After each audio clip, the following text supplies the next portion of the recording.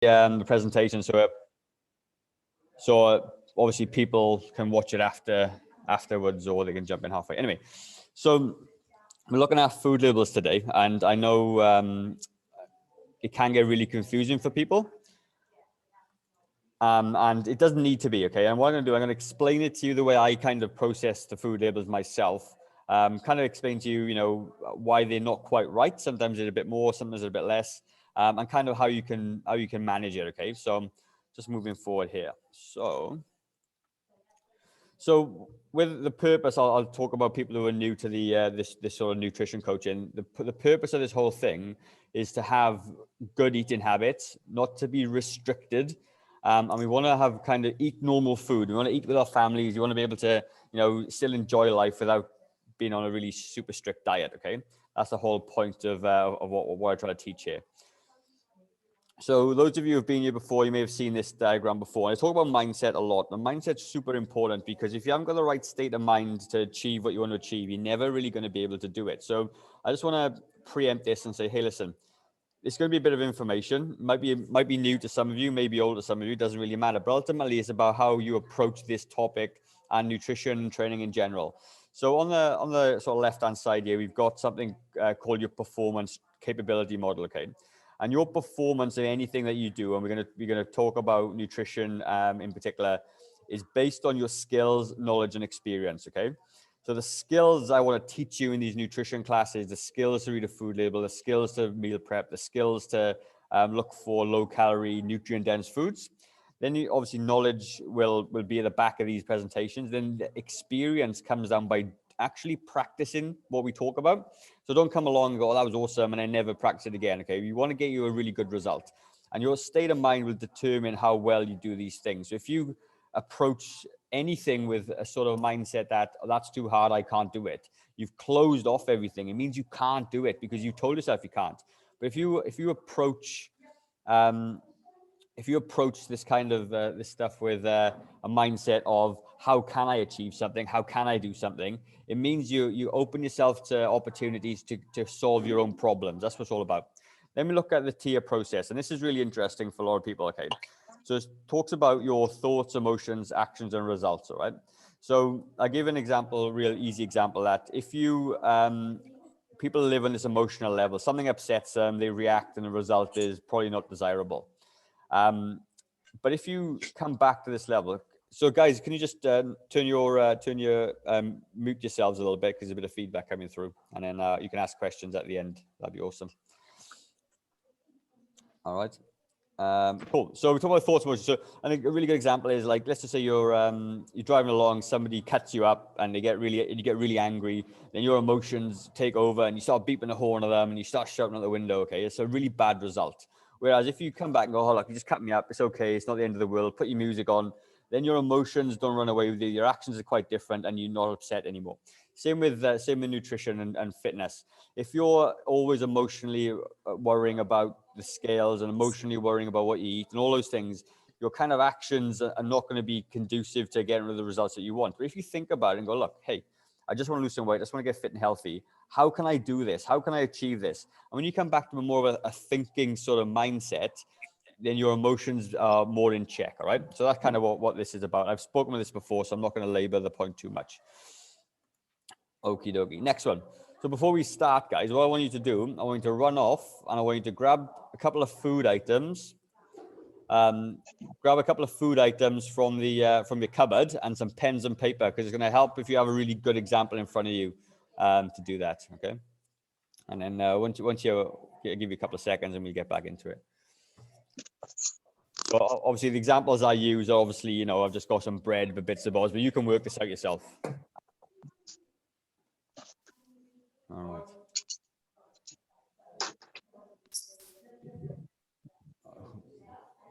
So somebody there has got their audio on, and there's a lot of feedback. So if they could just turn that off, that'd be amazing.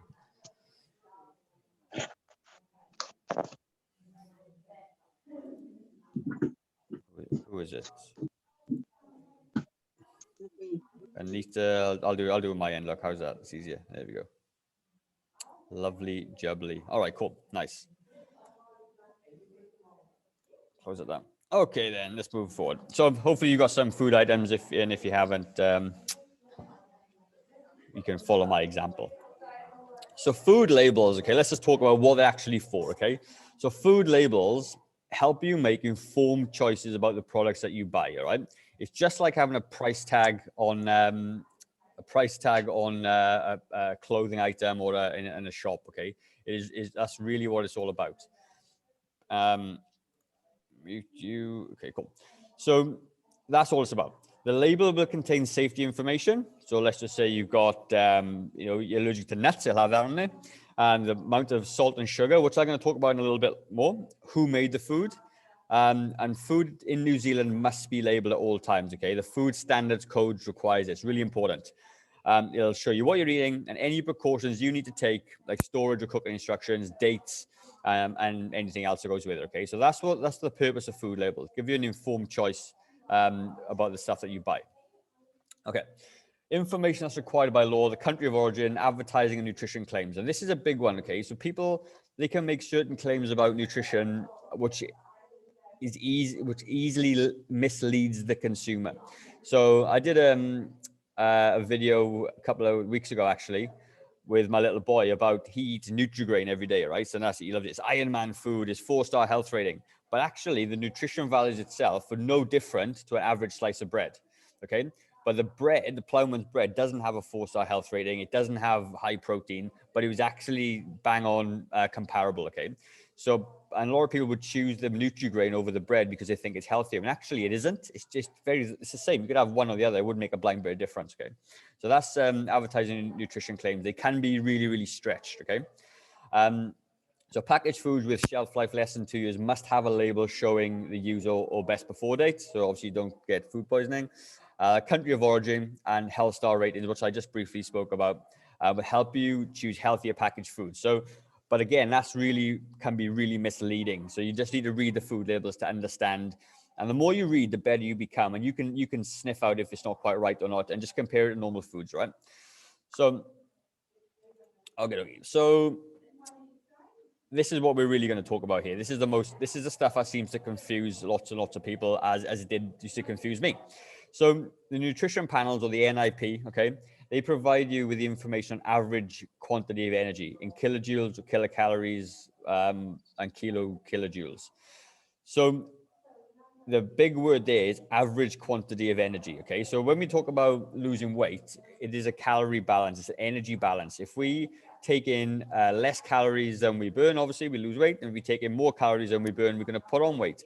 And these nutrition labels are there to help you make informed choices about the energy, what is in the food, so you can obviously lose weight or gain weight, whatever you want to do. Okay, and they will mostly have on there proteins, fats, saturated fats, carbohydrates, sugars, and sodium, which is a component of just salt. Okay, no different. And the ones that I look for mostly, I always look for calories first, then I look for protein second, and then the rest of the stuff I don't even care about. I really don't. It's just too much. You can get bogged down and get yourself all stressed out. But I like to choose higher protein foods that are of a good calories for my goals. All right. Okay. So this is what you should look out for. Okay. So this is a bit of a biggish slide. So this is this is Plowman's bread. I think it was, I got it off. And the things that you need to look at are these, and these are the quick things. Ones that'll get you into trouble. It's the serving size, all right? So the serving size is determined by the food businesses, and it can vary between projects. So you need to look at, on this one over here, you can see servings per package, 8.5, okay, or 15 slices and 2 crusts. So, what does that mean? It just means that there's 15 slices of bread and the 2 crusts, and the 2 crusts are not uniform. They're a little bit different, so they could be less or more calories depending on the cut of the bread.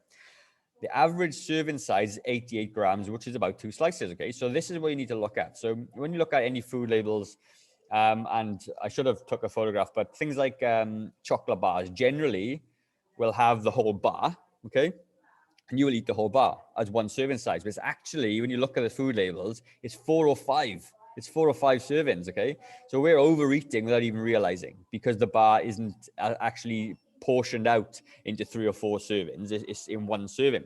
So really look at the serving sizes. And this is why I talk about weighing your food all the time, because if you weigh your food, you can't go wrong. It literally, you know, it is what it is. You can't go above or below unknowingly, right? Really important.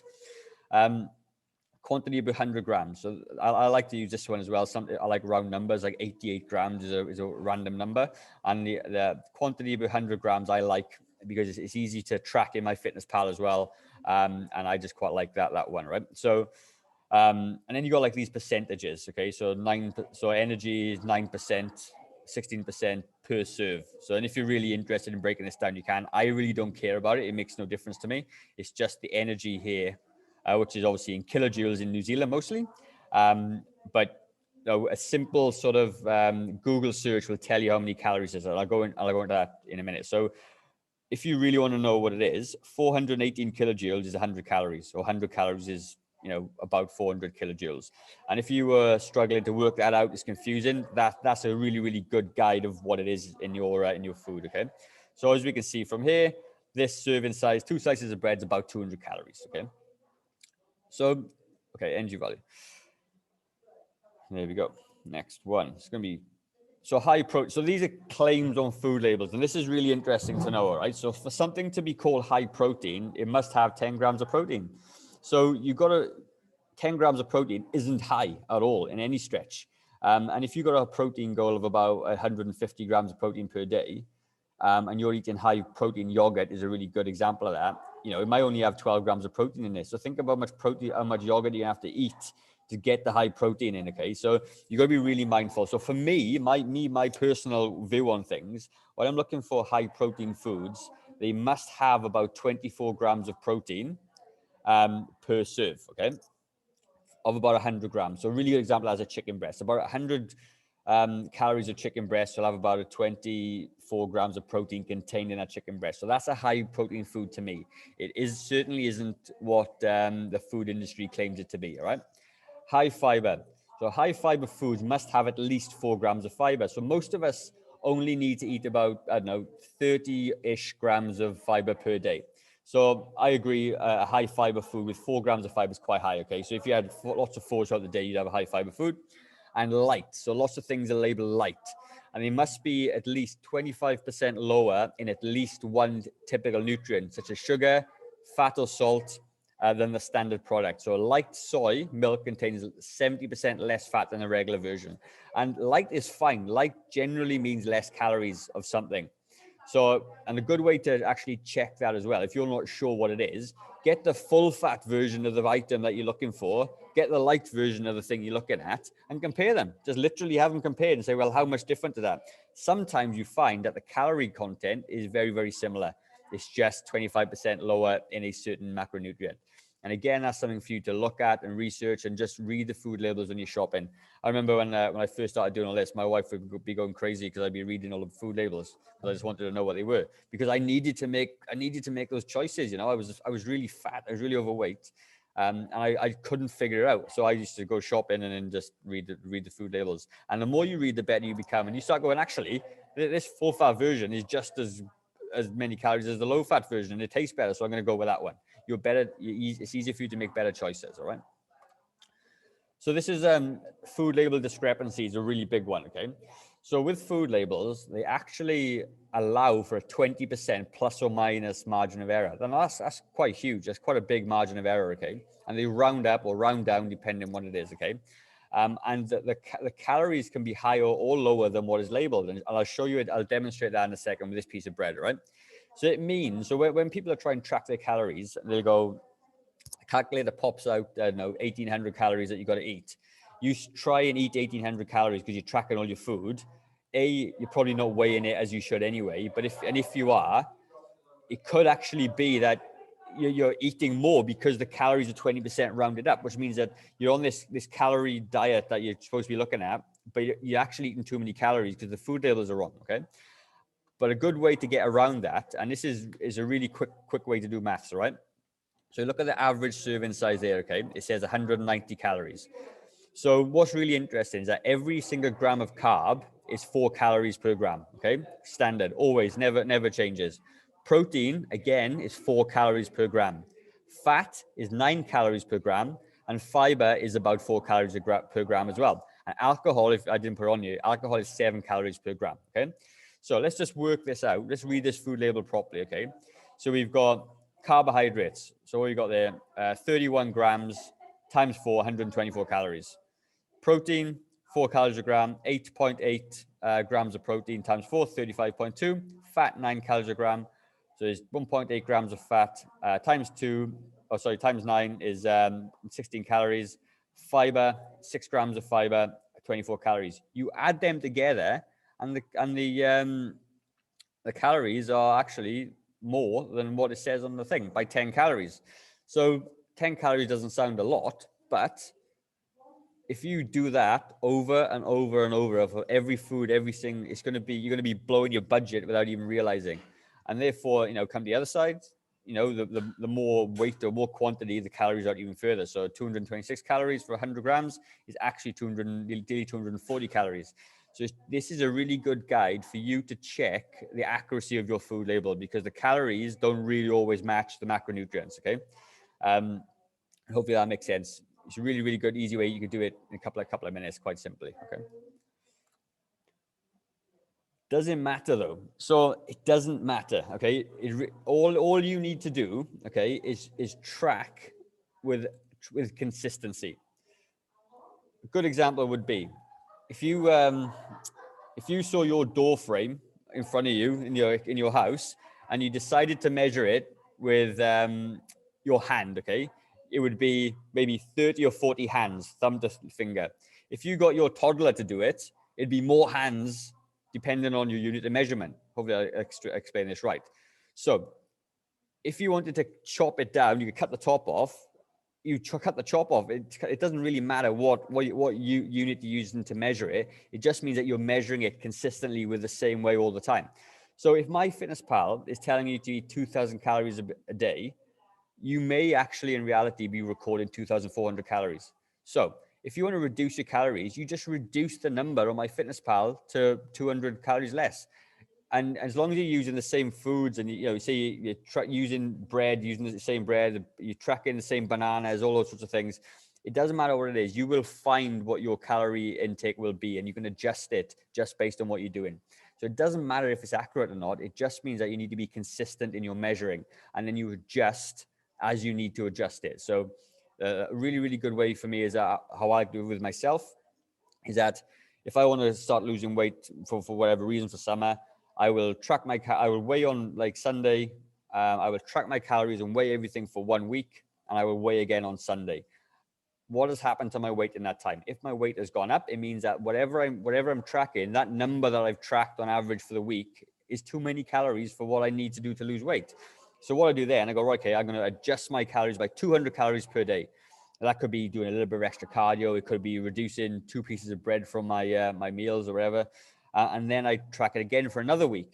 And then I'll check my weight again. If my weight's gone down, it means that I'm now in a calorie deficit on the numbers I'm recording. So it doesn't matter really what the food label says. What matters is consistency, and what matters is using the same unit of measurement all the time to do it.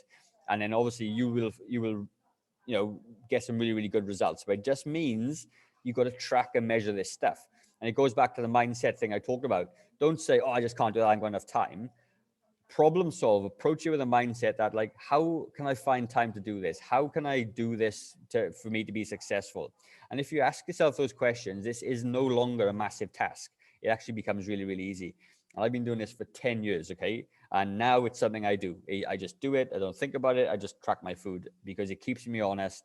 It keeps me with a nice sort of a limit. So if I've had a bad day and I'm tired and I just like fancy some chocolate or whatever else, it just means that when I look at my food log, I can see that I've only got 200 calories for the day or left, or I've got no calories for the day. And it helps me make a better decision. Instead of just going, oh, it'll be all right, I'll just worry about that tomorrow. It just helps me make a good decision, which is what this is all about, right? And in the day, it's just a unit of measurement. Really, really simple, right? So what I don't care about, and what you shouldn't care about either, okay? And I'll tell you the reason why. Sodium and sugar. Now, let's just back up a little bit. If you have got super high blood pressure, then probably sodium you should worry about a little bit. Maybe. depends, right? Sugar, I wouldn't even worry about. Sugar, if you can see under carbohydrates, is just a derivative of carbohydrates. Carbohydrates themselves are sugars. They're just sugars. They just get broken down. So if you've got a high fiber carbohydrate, it just means it's slow. It takes a bit longer to get broken down into sugar. I know brown bread and white bread's a really good example of that. Okay, so if you keep your calories in check and you keep your protein in check and you're in a calorie deficit and you're losing weight, it is very, very difficult to overeat sugar, very, very difficult to overeat salt as well, unless you're spooning it out of the jar. Okay. And an example is for me, I eat about 350 grams of carbohydrates every single day, and I still maintain my weight because my calories are on point. If my calories weren't on point, then obviously carbs, I could cut carbs out, but it doesn't matter as long as you're eating, you're the right amount of calories, you're not overeating, overindulging, then all the other stuff kind of falls into place, because it's just hard to be accessing anything if you're not overeating in the first place, right? So I'm gonna talk about this random ingredients that you can't pronounce. So there's a big thing in the minute when you look on like nutrition groups and what blah blah blah, and they say if you can't pronounce the ingredient, you shouldn't eat it. Okay, let's just talk about that for a second. I can't even say these words myself, right? Carotenoid, phenolics, amines, absorbic citric and lactic acids, epactetin free, blah blah blah. All right, I have no idea what they are. So what I'm gonna get you to do, this is gonna be fun now. What food is that? Tell me what are those compounds there? What food are they found in? Type in the chat box if you can. See if we can figure out. See if anybody can guess. If you can't see the chat box, don't worry. I'll tell you in a sec. But ultimately, okay, no, that is a banana. So they're all the stuff found in a banana. Okay, so don't worry about it if you can't pronounce the scientific words to it. It is not that bad, and you got to understand that if it's in the supermarket, all right, it's going to be It's going to be edible. It's not going to kill you. Again, though, if you're overeating, if you were to drink too much water, then you would drown, and it's a really bad thing to do. So everything in moderation. So ultimately, don't worry about things you can't pronounce. If you broke it all down, it's core bits is going to be things you can't pronounce. So don't worry about it. Just worry about the calories and the other stuff around it.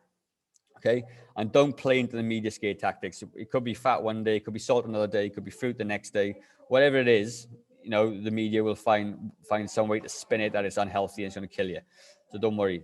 Diet pops are the same. If you drink diet soda, nothing wrong with that whatsoever.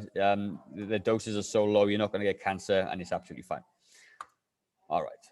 So that's pretty much it. I just don't want it to be too complicated. And the take-home thing for that is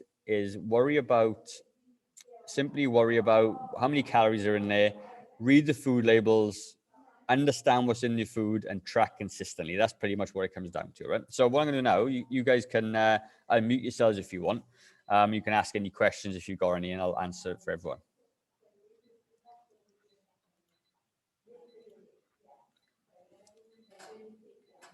Or if you want to type in the chat box, that's cool as well. Chat. Okay. No idea. Hi, Gavin D here. Hello. You mentioned at the beginning that there are some things like Nutribran and Plomins, I think, that you said are virtually the same, but one would be uh, certified and one wouldn't be. Yeah. Why would that be if they're nearly the same? Because you're looking at how they want to market. So the food companies want to market to a certain group. Okay, so the food market, with Nutrigrain in particular, they sell it as an Iron Man food, and they want to sell it to kids. So when your kids are looking at the nutrient labels, they want to buy it. So when you walk in the shops, can we get this as Iron Man food? Well, yeah, okay, your kid's active, of course. So it's just a marketing tactic, and obviously Plowman's bread just obviously don't care like. But yeah, it's just marketing. So if people put low fat, healthy, Ironman food, you attribute all those things to healthy, don't you? It's just natural. And it's just a good tactic. But when you actually look at it and really understand what's going on, you'll actually see it's no healthier or no worse than anything else. Okay. Thank you very much. That's all right. Anybody else? Hi, Gavin. Zanara here. Hello. Hi. With macronutrients versus calories, Yeah. I understand that calories are the ultimate of importance because calories in, calories out. Yeah. How important is it to try and get your nutrients right and your macronutrients? Okay, so you can if you can try, but it's really difficult and it stresses people out.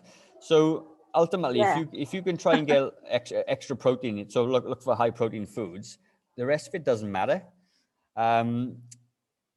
So I just had a think about. So it just doesn't matter. I mean, end of the day, like for most people, you gotta learn to walk before you can run. Okay, like when you come to the gym, you gotta be able to squat before you can barbell squat. So just at the moment, for you guys who are struggling with this stuff, just worry about your calories, and then you can make adjustments after. So with my fitness pal, I always talk about it. Is that once you've tracked for a little while and you get a good feel for how you're doing it, and your calories in check and losing a bit of weight, then you can say to yourself, right, okay, now I really got a good handle on this now. How can I now eat more protein, for argument's sake?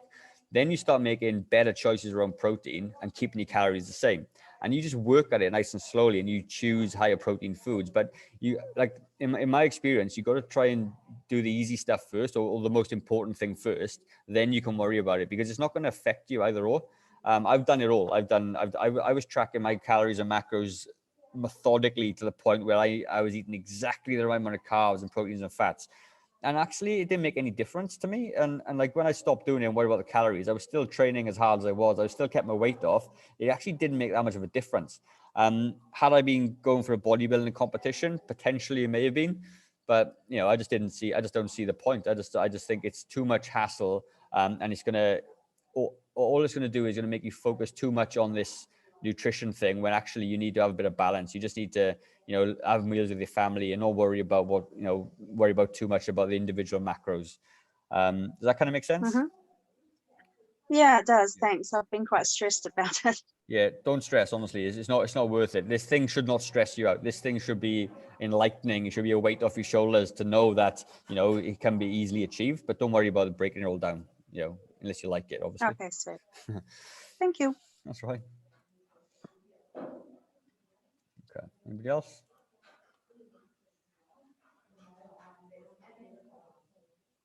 Okie dokie. Okay. Well, I think I might be all the questions. So, what I want you guys to do, okay, is like have an action point, right? So I always like to finish these little sessions off with an action point. And the action step I want you to do, you got your bit of pen and paper, hopefully, is that it's going to say this thing: I will do activity at this time at this location on these dates. I want it to be something that you can actually do. All right. So nothing that's going to be too crazy. Nothing that you know deep down in your own self that as soon as you start doing it, you're going to stop after 3 days. I want you to really focus on it because that's the only way you're going to make change. You take small little habits, small little activities, and then once you get them embedded into your life, okay, you're going to be way more successful down the track because we want you to have like a behavioral change. We want it to a significant lasting change, not just a flash in the pan thing. So it could be anything, it could be, I'm going to go shopping and read my food labels now. That could be what it is for you. It could be meal prep, logging weight, not buying rubbish, creating a menu, improve your kitchen setup, whatever that is for you, right? So this is very personal to you. You write down what you're going to do, but make sure it's something that you can possibly do, not something that you're going to fail at on the first hurdle, all right? And again, this must be something you can do daily, or at least more often than not. Anyway, okay. So that's what it comes down to. So write an action step down, and that's really important. And that really comes to the end of the presentation. Has anybody got any more questions before we log off? Nope. Fantastic, guys. Awesome. All right, cool. Well, thanks for turning up. This is obviously recorded. I'm gonna pop this in the group for other people anyway. And yeah. So, like I said, if you do have any other questions after this, feel free to text me or ring me or whatever you need to do, and we can discuss it more personal. But ultimately, have a good evening. Don't stress too much about it, and just enjoy it. Have a good evening, guys. Take care. Thank you. Bye. Have a good evening. You too.